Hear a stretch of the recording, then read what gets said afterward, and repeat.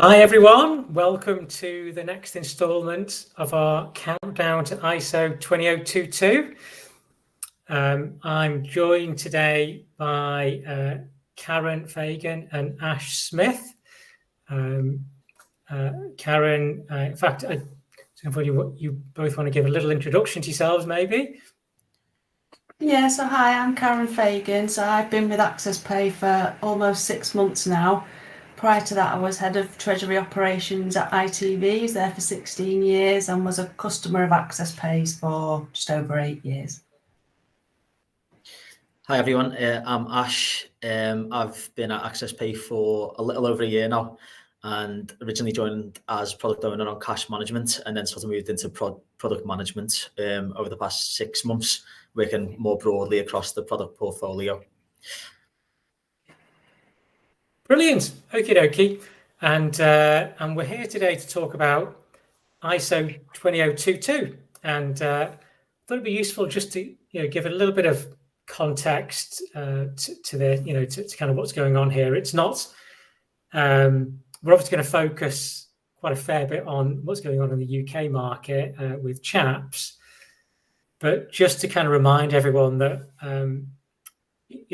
this is a global change that's happening here. So really, at the heart of ISO 20022 is the requirement for extra bits of data to be added to payment messages, and fundamentally that is to allow regulators and sort of banks to better comply with their obligations under financial crime reporting and sort of prevention.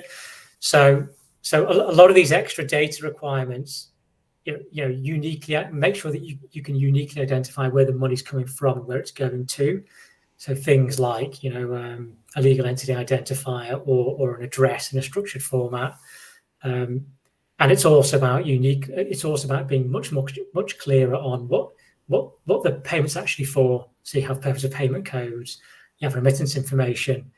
Okay, so that's what's driving this change, and it's not just UK specific. Okay, it's happening all across the world, in pretty much every major geography, and that's important because we'll come on to talk a bit about some of the issues that banks are having, but just knowing that this is happening globally in every major market is something just to bear in mind. Just focusing on the UK. So what we are moving our high value payment system, which is CHAPS. We're moving that to ISO 20022. Now, I mean, actually, it has already moved to ISO 20022. They're just now gradually starting to enforce that we need to be using all of these extra data elements and providing them. So in May of this year, and actually the mandatory requirements and the timelines are subtly different depending on whether you're a corporate or a financial institution. If you're wondering which one you are, you're a financial institution, essentially, if you're sending MT103s, and if you're not, then you're a corporate.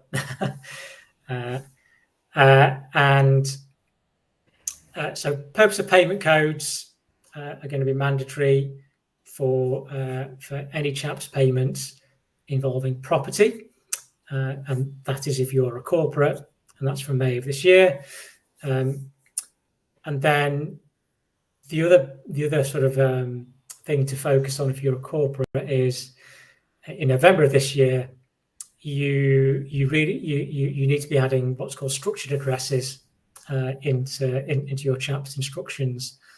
And the reason that's important is that over the next couple of years, Bank of England, who run CHAPS, are going to basically start turning off support for anything that is not a structured address, right?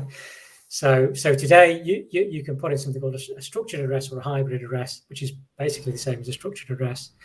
And and you can also put an unstructured address, and it'll work. However, in November of 26, unstructured addresses will cease to work. So really, really important that as of November this year, you're adding these kind of structured addresses into your chaps messages. And then finally, actually, maybe if you just go back to that slide. November 27 is a really key deadline, because this hasn't been this is a deadline that Bank of England are kind of letting people know about, but it hasn't been sort of formally announced yet. And what they're saying is November 2027 is when we are going to enforce purpose of payment codes on all chaps payments, and we're also going to enforce that all addresses on any chaps payment have to be structured. So we haven't got long. We've got a couple of years here, but we really need to start adding this data in. And then the one final other thing they've said is that they're definitely erring on in making legal entity identifiers also mandatory in all chaps payments. So we need to think about adding all those data types into messages. The other thing just to remember, I mean, we talked about chaps, which is the high value payment system in the UK. Again, something to be aware of is that all of the payment systems, so faster payments and BACS, are moving to ISO 20022 as well. They're just on different timelines, but and the same thing is happening all across the world. So all of the low value and high value payment systems will all be moving to this ISO 20022 format. So anyway, that's probably enough for me, just painting a bit of background. I'm going to hand over to Karen and Ash. Yeah, so what do you need to do? I suppose from my background in operational treasury, I'd say the best place to do the best place to start is to start understanding what payments you have, what systems you have. I'd map out your tech landscape, which systems are issuing payments, and where are you holding your bank data, where are you holding supplier data. And I definitely try and get that all bedded down, get that shared amongst your teams, look for the exceptions. I think knowledge is power when it comes to talking about this with your teams, because it'll be the people on the ground that know all the nuances of different types of payments, and the payments that fail, payments that they're having to do workarounds for. So definitely speak to your team. It's great training for them as well to be able to understand the whole end-to-end process. So yeah, if you map out your tech landscape and then map out the processes, look at how you pay, where the payment starts from creating your master data all the way through to creating the payment files, and even through to your bank reconciliation process, and understand all those data points. And then think about the systems you've got. If you've got upgrades due, this is a good opportunity to start sort of pulling all of those different processes and systems and upgrades together into one way to tackle the kind of ISO migration. But I think there's also a little bit there on data enrichment and storage. I don't know if you've got anything to add there, Ash. Yeah, I would say, fundamentally the changes, as Anish pointed to at the beginning, is just a massive increase in the amount of data. And obviously that's great. The better access to data you've got, the better decisions you can make. But there are some implications to this. So how do you store that data and how do you handle that data? So obviously in terms of storage, you want to look at things like cost and security. And just to give a rough indication, the same amount of transactions in a camped file as an MT file would be roughly like 10x the amount of storage capacity needed. for that. And then, as I say, once you've stored that data, it's then how do you access that data and service it up in a meaningful way. So looking at things like data retention periods and data retention policies, and sort of giving us some thought in terms of storage capacity, operational resilience, and also how you want to actually use that data in your workflow.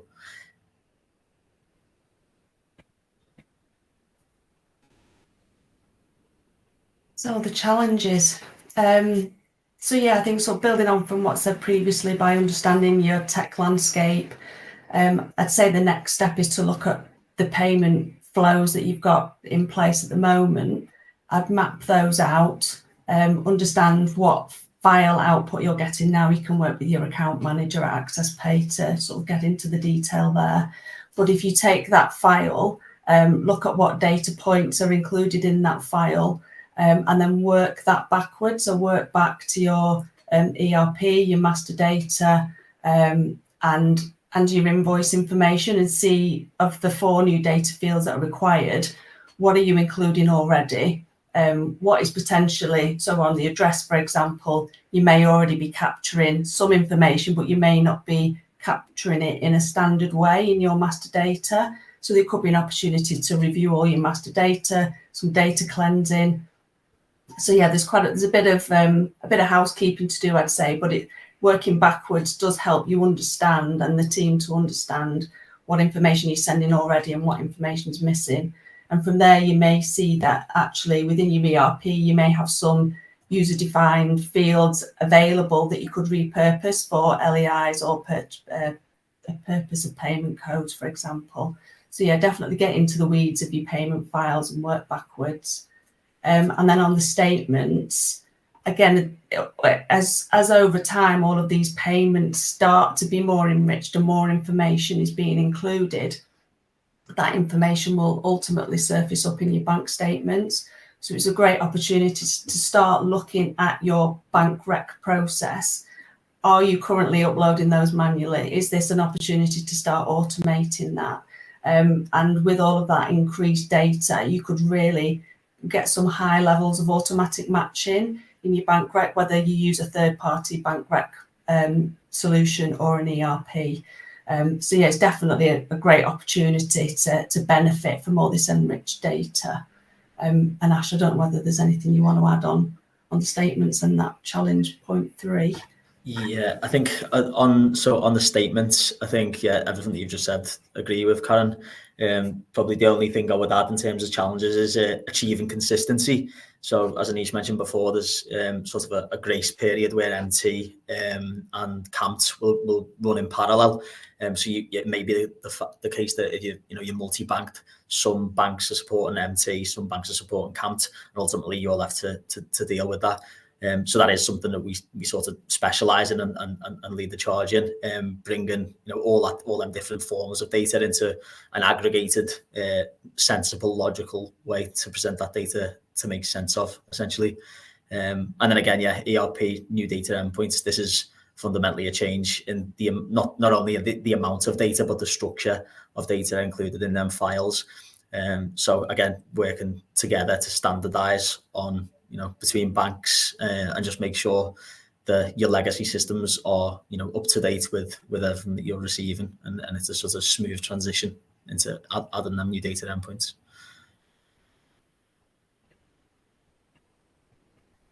And I suppose just picking up here some of the challenges from the bank side that we're seeing. I think as I mentioned earlier, this is a big global project for a bank. That they're having to make changes with their systems pretty much everywhere they're making payments worldwide.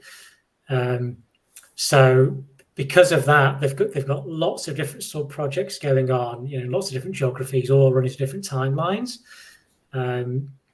Now, what that means is that the bank's capability to support ISO 20002 is actually going to be delivered over time. It's not. It's going to be almost market by market, if you see what I mean. So what that means is that when you're sort of think about integrating to a bank, or conversely, in terms of a bank being able to tell you, what formats they need from you, what data they need, what data they can give back to you. That's a bit of a moving feast basically over the next 3 years, because the bank's internal systems are changing over that time as well. And I think that's probably the single biggest thing that we're seeing, consistently from all the banks we're engaging with, is they're finding it difficult to communicate that complexity to their end customers. Partly that's down to just the way banks are structured. A lot of the knowledge about how these projects are progressing in the timelines, is deep within the sort of technology bit of the bank, that most customers never speak to and never get to spend time with. And so the bank, so actually the banks are kind of struggling to get this information in front of the end customers. So what we're seeing is there isn't being really any communication to to most customers about the different timelines the banks are working to, and the fact that actually any project, you're going to have to assume that the bits of that project is going to change over time. So I think that's a big thing we're seeing, that we think is really important to be mindful of when you're thinking about your ISO 20022 project.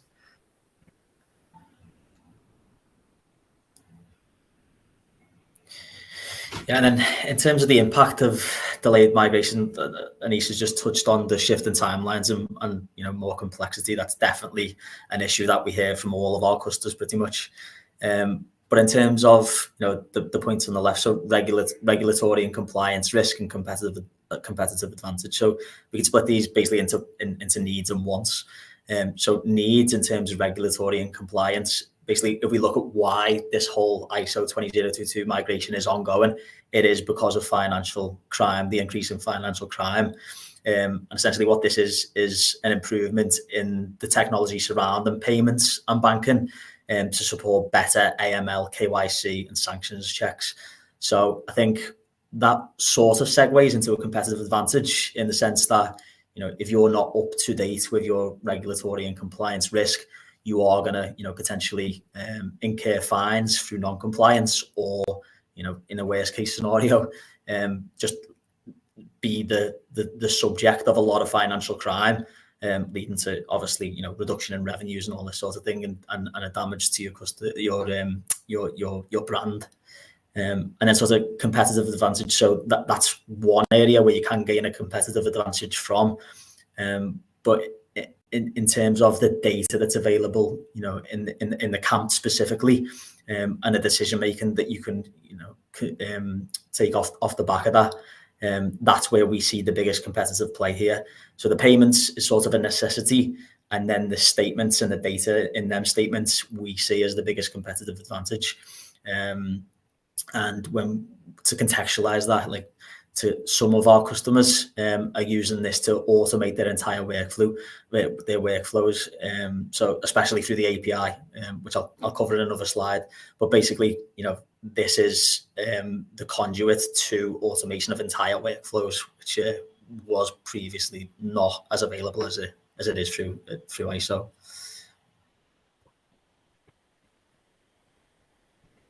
So yeah, this here is an example of what could go wrong. I know in my previous role, we had incredibly high straight-through processing rates on payments, but just that odd payment that just didn't make it through can have a huge drain on resource.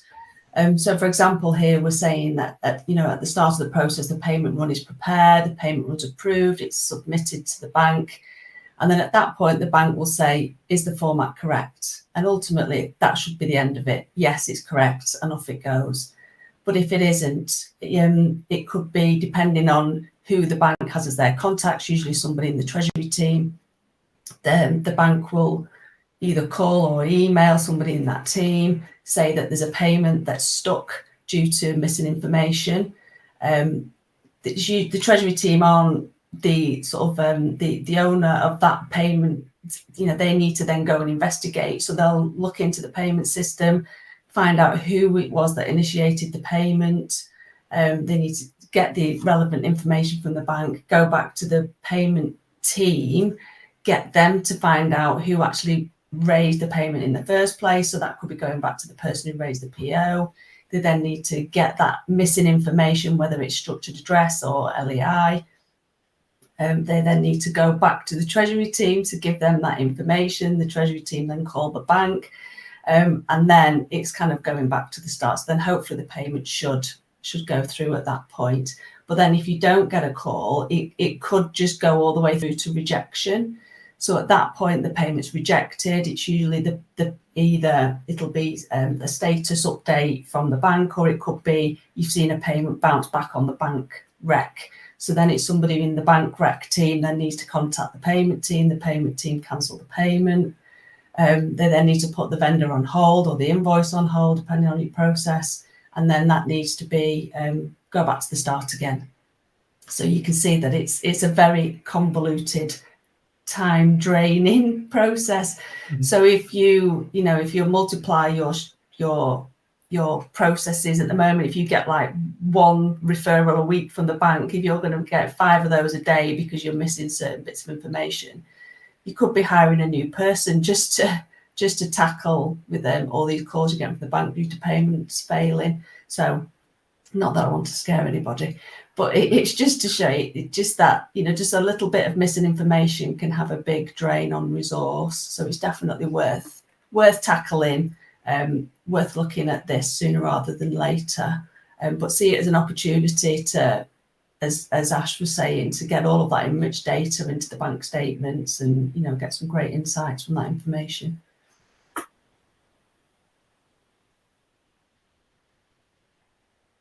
Cool. Okie dokie. So probably worthwhile at this point, talking a bit about the AccessPay's solution and what it can do to help. And we're going to talk about payments and statements separately. So on the payment side, there's probably 3 different options here, ranging from kind of a fully managed bank integration. So this would be where essentially we do all the heavy lifting for you. So whatever data you've got, in your back office system would come into AccessPay. Then AccessPay would then enrich that data and transform it and make it into an ISO 20022 format. And it would then securely connect to your bank, either via Swift or host-to-host or API, and it would send that information to the bank. So the whole process is fully automated end-to-end. There's a slight variant of that where sometimes, if you have, for example, maybe an existing host-to-host connection with your bank, or maybe an existing Swift gateway, or you just want to manually upload files to your bank portal, but you need them to be ISO compliant, then you can use the AccessPay platform to get that data from your back office system, still do all the transformation and enrichment, but then you're able to just download that file out of the AccessPay system, or have it be sent to you over secure file transfer. And then you can then deal with that final onward leg to the bank. And then I suppose that the sort of easiest in, if you like, offering is where if you're looking for somewhere to store all this extra data like LEI, pop code, structured addresses, but to Karen's point, maybe you've had a look at your ERP and there's no spare fields in there. There's nowhere to put it. You can actually use the AccessPay platform to store that data. And you can just think of it as like an extra data store that you can dip in and out of, regardless of whether you're using it to do the two different types of sort of payment automation that I just talked about. So that's on the payment side, and then on the statement side, I think to Ash's point, statements are suddenly going to change from being like a one-line statement to something that could have hundreds and hundreds of lines in for every single transaction, and so that massively increases the amount of data that you need to store, and it also completely changes how basically how you need to go about trying to just look at a statement and visualize a statement and drill down into a statement. And so we have two offerings here. One is cash visibility and cash management offering, whereby you can get all your CAMP statements sent to AccessPay, and then we have a user interface that you can then go into, and you'll be able to see all of your balances, and then be able to drill down, line by line into each transaction, and then within that into all of that rich CAMP data, ISO 20022 data that's there on a line by line basis. The other offering is where we're still getting all of that rich CAMP data from all of your banks, but perhaps you need that data in a different format, and you need it in another system, like a reconciliation system or a treasury system or an ERP system. We will transform that data and put it into the format needed for that system, and then deliver it to that system. And you can actually have these two things together if needed. But there are two offerings around statements. Yeah, so this is a typical sort of payment and statement landscape with AccessPay. So point one there is where your ERP, your back office, your TMS system is sending the payment information. It's able to capture all of those additional data points, and then as a payment is processed, it will then send securely via an SFTP or API. It can send the information, the payment file, over to AccessPay. That can come either in the Payne 001 version 9 format, the ISO ready format, or it can just come in a CSV with those additional columns. That then gets sent through the AccessPay wheel, as it looks here. It's validated that it can be enriched at that point 3 there if you wanted to use a beneficiary portal because you weren't able to add certain fields. That then gets transformed and then sent off to the bank. So it'll be sent to the bank in that ISO ready file, that Payne version 9 file. And then that obviously gets sent on successfully, straight through processing, no issues and no calls from the bank, and straight over to your suppliers. Yeah, and then on the way back in, so to fully complete that cycle, obviously the statement data being returned into your back office system. So there's a couple of ways that we can receive that statement data. We can receive it over host to host. We can receive it via API or direct over the Swift network. And then again, to Anisha's point, there's a few different ways that we can service that data up to you in the most meaningful way, depending on your use case. So we can also just directly pipe it back to you into your ERP system. But if you want to utilize the full power of the AccessPay's system, you can use the cash management UI and gain a holistic view of all your banking estate, balances, statements, and from in there you can generate CSV reports, whether that's into your back office systems or via email. And then also quite heavily at the moment, a big focus of ours is building out our API. And I think that's one of the areas where ISO comes into its own. Its compatibility, XML or JSON format. So yeah, we can receive that statement data from the banks via API, or we can also present it via the AccessPay API. So you can automate your entire workflow. Perfect. Okie dokie. So hopefully we've covered a lot here, and the good news is you don't have to remember all of this. It's all on our website. And actually, there's a very helpful sort of 10-step action plan to sort of help step through this. So I encourage you all to kind of go on there. It's free. It's freely available. Go download it. It'll hopefully give you a bit of guidance in terms of how to sort of step through this project. And I think now it's time to turn over. So firstly, it's time to say thank you to Karen and Ash for their time and talking us through this. And now I think we're going to turn over to some Q&A. Yeah, so thanks to everyone who's submitting questions, and I'll just run through them with you, Anish, if that's okay. So firstly, any update on when BACS might move to ISO 20022? Yeah, so that they so firstly, they definitely are moving to ISO 20022. They've committed to that. In terms of the timeline for that, it's all up in the air at the moment because of this transition from new payment architecture to new payment vision. So at the moment, there isn't a defined. There was a timeline. It was about 3-4 years, but it's I think that timeline's now sort of up in the air again. So TBC. Mm-hmm.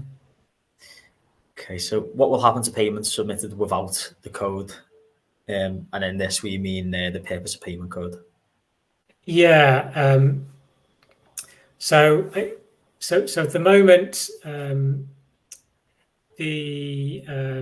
so obviously from May of this year, property payments, you should really be appending the purpose of payment code to them. There'll be a bit of leeway. I mean, again, from talking with Bank of England, they do track all of this stuff. So if you are sending property payments, you're not attaching a purpose of payment code, your bank will be getting some very gentle nudges in the ribs, which means that you'll be getting some very gentle nudges in the ribs. Those nudges will start to become more and more pointed, and what you've seen in that timeline they've put forward is they're saying, look, November 27, if the code isn't attached, the payment's going to fail, right? And so what they're going to start to do in between now and then is certainly contact people that are not putting the codes on and tell them to put the codes on, and then they are going to start failing payments in advance of that. But by November 27, you have to have the code, otherwise it will just reject at chaps. And so what is the deadline for MT940 bank statements? This is a great question, actually, and it's there's probably a fair bit of confusion about this. So basically, November of this year, so November 25, what Swift are doing is they are deprecating the MT940 and 942 formats. They're still allowing them to be sent over the Swift network, but what they're saying to all of the banks is you shouldn't really be using these anymore. You should really be using CAMT. So what that means is that your banks should be able to give you both for a period of time. Now, the period of time hasn't been defined. So at the moment, Swift haven't said, well, we're definitely going to turn off MT940s, 942s by this date. However, if you look at the timeline for every other format that they've deprecated, it's probably between 2 and 3 years. I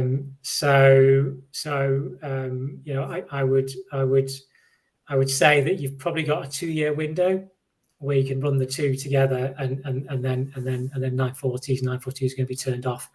But the reality is, you should really be moving all your systems to using Camped right now, right? Because it just has, I think, as you mentioned, Ash, it's just got so much extra data in it that there's really no reason why you wouldn't use that extra data.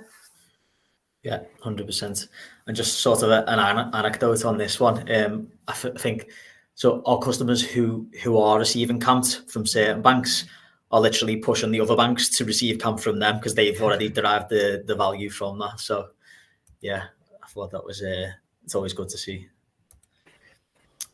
Okay, so what file formats are required for submission to AccessPay? So we can take in pretty much any format. So what we try and do is just work with whatever you have already, and if there's any data that needs adding or enriching or transforming, we do all of that within AccessPay. So yeah, I think as Karen alluded to, you can send us data in a CSV format, you can send us data in a pane, version 3 format, or some other weird variant of pane. We see all different formats, and we're able to make them work. Okay, so next question. For purpose codes, if making a cross-border payment in a Great British Pound related to a property transaction, would the UK purpose code be required, or international purpose code?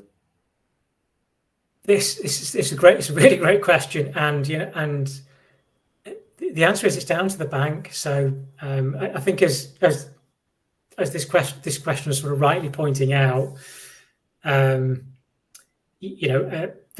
a set of sort of international purpose codes, and then every bank is kind of using its own variant of these purpose codes.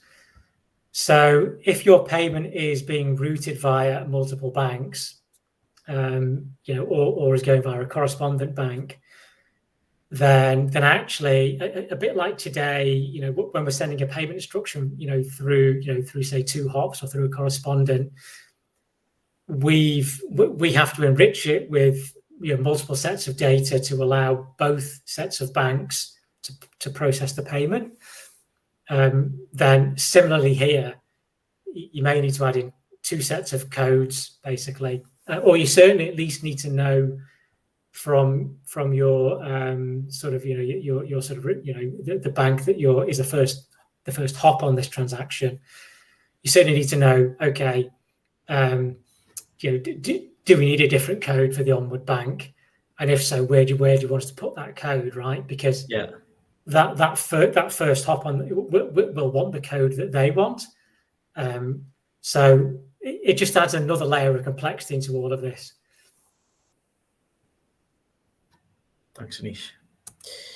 Okay, so the next and final question. So during implementation, will there be any delay or cut of the outbound file services? And they're talking about bank statements. Yeah, so I think this may be a question around the sort of MT940 Camped sort of cut off and what happens there. So like I say, as of November 25, Swift have deprecated MT940s, 942s. However, they're still allowing them to be sent over the Swift network. There isn't like a hard switch over for statement data. There's going to be probably a 2 to 3 year period where the two are going to coexist, and then there'll be a cut off after that point. Yeah. Thanks, Anish. Cool. All righty. Well, I think with that, I think we are done. Thank you for all the questions. Thank you again, Karen, Ash, for your insights and help with all of this. And just to remind everyone, look, if you there's a ton of material on our website, accesspay.com. If you want to go there and find more information, or you know where we are, you're happy to reach out, contact us, and we're happy to talk at any time.